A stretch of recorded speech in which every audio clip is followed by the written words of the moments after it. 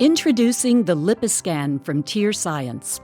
LipiScan Dynamic Meibomian Imager, DMI, is an ophthalmic imaging device intended for use by a physician in adult patients to capture, archive, manipulate, and store digital images of the meibomian glands.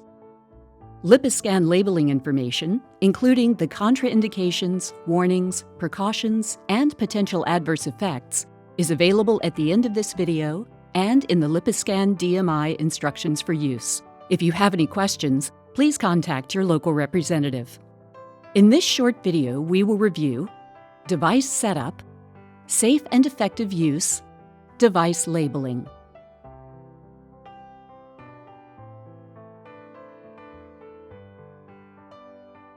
Power on LipiScan at the device base. Touch the screen when the initialization screen is displayed, indicating that the device is ready for use. To log in, enter the operator name and password using the on-screen keyboard. If this is your first time logging in, enter LipiScan for both username and password. After the initial login, it is recommended that the default password be deleted and a new password created. For complete instructions, please refer to the IFU for first-time setup. Once the patient record screen is displayed, select the gear icon in the upper right corner.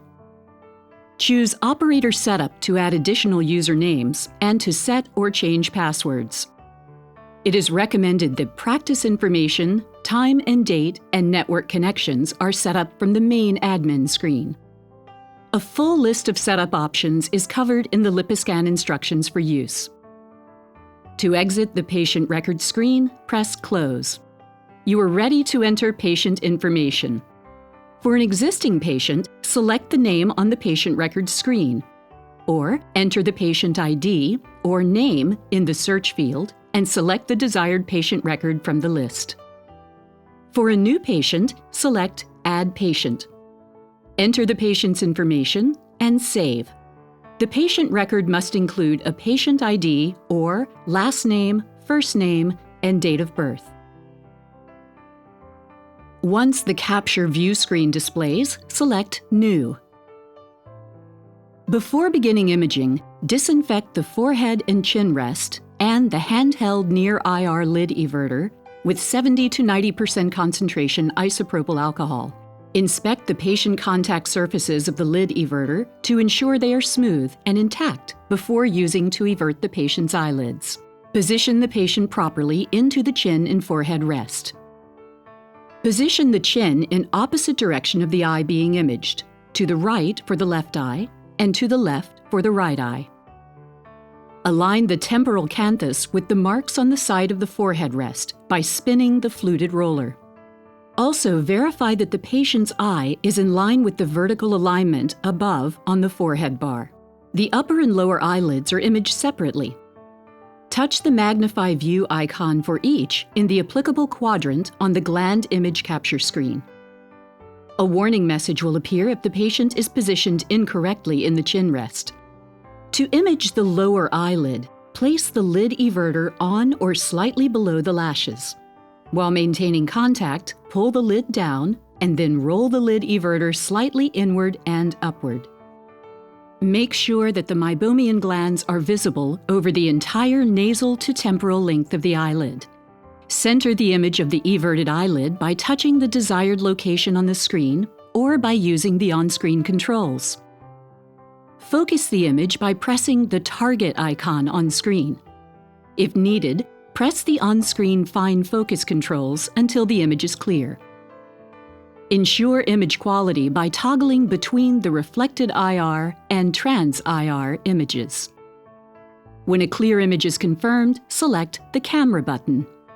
For optimal image quality, it is important that the patient and operator remain still for approximately 10 seconds per eye until the image has been captured.